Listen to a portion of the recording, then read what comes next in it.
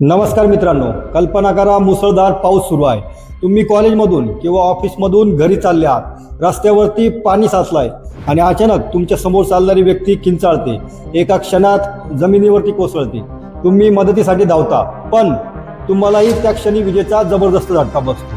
हे एखाद्या चित्रपटाचं दृश्य नाही, तर नवी मुंबईतील नेरूळमध्ये प्रत्यक्ष घडलेली घटना आहे. आणि सर्वात धोकादायक गोष्ट म्हणजे हा अपघात कोणासोबतही होऊ शकतो. म्हणून हा व्हिडिओ शेवटपर्यंत नक्की पहा, कारण आज मी तुम्हाला अशा काही गोष्टी सांगणार आहे ज्या कदाचित तुमचा किंवा तुमच्या कुटुंबातील एखाद्याचा जीव वाचवू शकतात. अलीकडे नवी मुंबईतील नेरूळमध्ये LP ब्रिजजवळ बिकानेर स्वीट समोर पावसामुळे रस्त्यावर मोठ्या प्रमाणात पाणी साचलं होतं. याच दरम्यान एक विद्युत वायरमध्ये शॉर्ट सर्किट झालं आणि त्या परिसरातील पाण्यात विद्युत प्रवाह पसरला. त्याचवेळी 2 कॉलेज विद्यार्थिनी त्या पाण्यातून चालत होत्या. त्यांच्या नकळत त्या थेट करंटच्या संपर्कात आल्या. क्षणात दोघांनाही विजेचा झटका बसला आणि त्या रस्त्यावरच कोसळल्या. सुदैवाने स्थानिक नागरिकांनी तात्काळ मदत केली. त्यांना रुग्णालयात दाखल करण्यात आलं. या घटनेने पुन्हा एकदा दाखवून दिलं की पावसाचं पाणी फक्त घाण नसतं, ते कधी कधी मृत्यूचं कारणही ठरू शकतं. आता सर्वात महत्त्वाचा प्रश्न, पाणी स्वतः करंट वाहतं का? उत्तर आहे, शुद्ध पाणी जवळजवळ करंट वाहत नाही. पण रस्त्यावरचं पाणी कधी शुद्ध नसतं.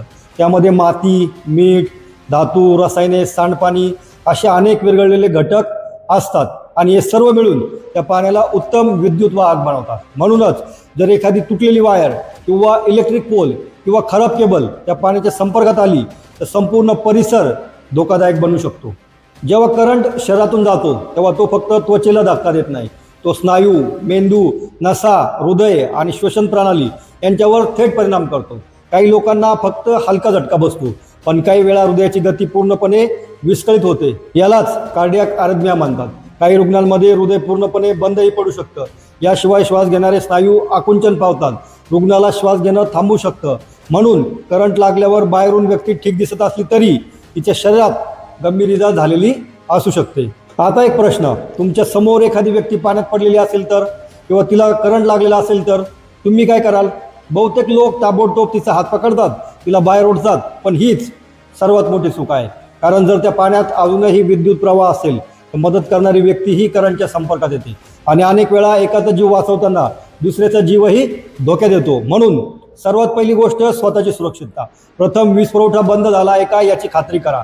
जर खात्री नसेल तर थेट पाण्यात उतरू नका. आता मी सांगणार आहे ती माहिती जी प्रत्येक भारतीयाला माहितीच असायला हवी. या काही मिनिटांवर एखाद्याचा जीव अवलंबून असू शकतो. स्टेप नंबर 1, स्वतः सुरक्षित राहा. लक्षात ठेवा, मृत व्यक्ती दुसऱ्याचा जीव वाचू शकत नाही. कोणत्याही रेस्क्यू टीमची पहिली स्टेप, सीन सेफ्टी. स्वतःला प्रश्न विचारा, अजूनही पाण्यात करंट असू शकतो का? तुटलेली वायर दिसते का? इलेक्ट्रिक पोल स्पार्क होत आहे का? आसपास ट्रान्सफॉर्मर आहे का? जर यापैकी एक जरी उत्तर हो असेल तर पाण्यात अजिबात उतरू नका. दुसरी स्टेप, वीज पुरवठा बंद करा. शक्य असल्यास सर्वप्रथम त्या भागाचा विद्युत वीज पुरवठा बंद करण्याचा प्रयत्न करा. जवळचा मेन स्विच, डिस्ट्रीब्युशन बॉक्स किंवा संबंधित वीज विभागाला तात्काळ माहिती द्या.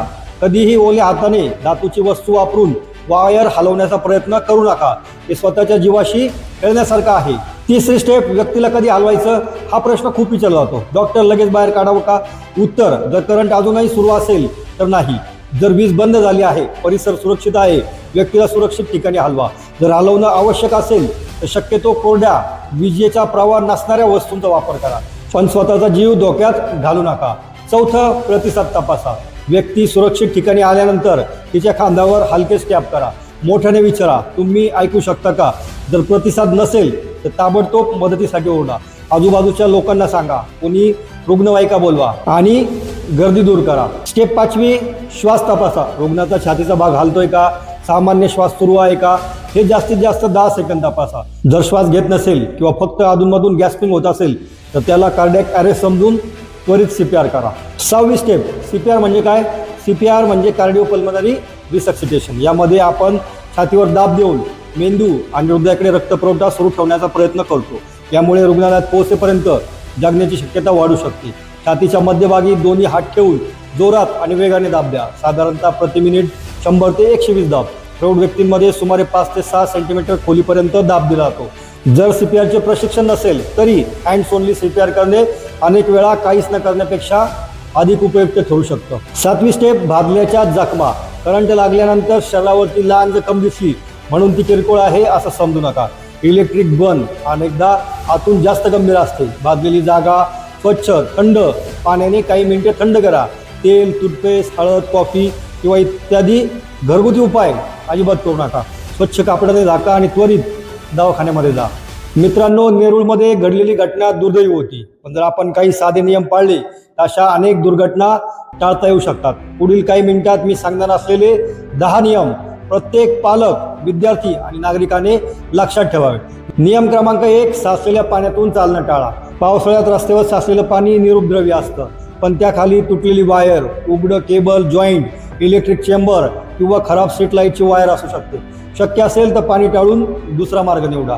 दुसरा नियम, इलेक्ट्रिक पोलपासून अंतर ठेवा. पावसाळ्यात इलेक्ट्रिक पोल, स्ट्रीट लाईट आणि ट्रान्सफॉर्मर जवळ विशेष काळजी घ्या.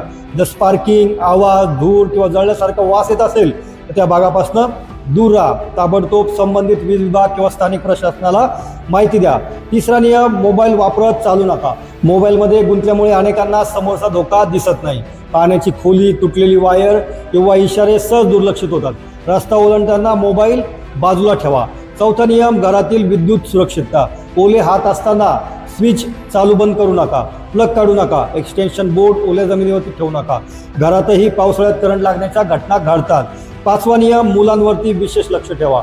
लहान मुलांना पाण्यात खेळायला खूप आवडतं, पण त्यांना धोका समजत नाही. पालकांनी पाण्यात खेळू देऊ नये. इलेक्ट्रिक पोलजवळ जाऊ देऊ नये. शाळेत जाताना सुरक्षित मार्ग निवडा. 6वा नियम, रबरची चप्पल म्हणजे पूर्ण सुरक्षा नाही. हा एक मोठा गैरसमज आहे. रबरची चप्पल काही प्रमाणात संरक्षण देऊ शकते, पण ती हमी देत नाही. जर चप्पल ओलसर, झिजलेली असेल, निकृष्ट दर्जाची असेल तर ती पूर्ण संरक्षण देईलच असं नाही. म्हणून केवळ चप्पलवर अवलंबून राहू नका. 7वा नियम, करंट लागलेल्या व्यक्तीला लगेच स्पर्श करू नका. ही गोष्ट पुन्हा लक्षात ठेवा. जोपर्यंत परिसर सुरक्षित असल्याची खात्री होत नाही तोपर्यंत थेट स्पर्श करू नका. अनेक अपघातांमध्ये मदत करणारी व्यक्ती ही बळी ठरते.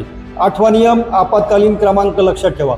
अशा वेळी वेळ वाया घालू नका. त्वरित ॲम्ब्युलन्स, स्थानिक प्रशासन, वीज वितरण कंपनीला माहिती द्या. योग्य वेळी मदत मिळणं हेच जीव वाचवण्याचं सर्वात मोठं साधन आहे. 9वा नियम, करंट लागल्यानंतर व्यक्ती ठीक दिसली तरी रुग्णालयात जा. काही वेळा बाहेरून काहीच इजा दिसत नाही, पण आतून हृदयाच्या ठोक्यांमध्ये बिघाड होतो. स्नायूंना इजा किंवा गंभीर अंतर्गत दुखापत झालेली असू शकते. म्हणून वैद्यकीय तपासणी अत्यावश्यक आहे. 10वा नियम, नागरिक म्हणून आपण जबाबदारी घेतली पाहिजे. जर तुम्हाला दिसलं तुटलेली वायर, उघडा इलेक्ट्रिक बॉक्स, स्पार्किंग किंवा धोकादायक पोल तर कोणीतरी कळवेल असं विचार करू नका. तुमची एक तक्रार एखाद्याचा जीव वाचवू शकते. फक्त नेरूळच नाही, 2025च्या पावसाळ्यातही मुंबईत एक अशीच दुर्घटना घडली, जिथे पावसाच्या पाण्यातून चालताना एका 17 वर्षीय मुलाचा विजेचा धक्का लागून मृत्यू झाला होता. याचा अर्थ स्पष्ट आहे. हा धोका एका भागापुरता किंवा एका शहरापुरता मर्यादित नाही, तर संपूर्ण भारतात दरवर्षी पावसाळ्यात असे अपघात घडत असतात. मित्रांनो, नेरूळमधली घटना ही एक बातमी नाही, ती आपल्यासाठी एक इशारा आहे. पावसाचा धोका फक्त खड्डे, पूर किंवा वाहतूक नाही, तर नजरेआड असलेला विद्युत प्रवाहही तितकाच घातक असू शकतो. लक्षात ठेवा, अपघात काही सेकंदात होतो, पण योग्य माहिती आयुष्यभर उपयोगी पडते. तर हा व्हिडिओ तुम्हाला आवडला असेल, उपयुक्त वाटला असेल तर तुमच्या कुटुंबियांना, मित्रांना आणि विशेषतः शाळा कॉलेजमध्ये जाणाऱ्या मुलांना नक्की शेअर करा, कारण एक शेअर एखाद्याचा जीव वाचवू शकतो. पुढच्या हेल्थ अलर्टमध्ये तुम्हाला कोणता विषय हवा आहे कमेंटमध्ये नक्की सांगा. तुमच्या सूचनांवरून पुढचा व्हिडिओ ठरेल. नमस्कार, मी डॉक्टर गोरे, तुमचा ऑनलाईन फॅमिली डॉक्टर. पुन्हा भेटूया एक नव्या हेल्थ अलर्टमध्ये. तोपर्यंत सुरक्षित राहा, जागरूक राहा, निरोगी राहा. धन्यवाद. जय हिंद, जय महाराष्ट्र.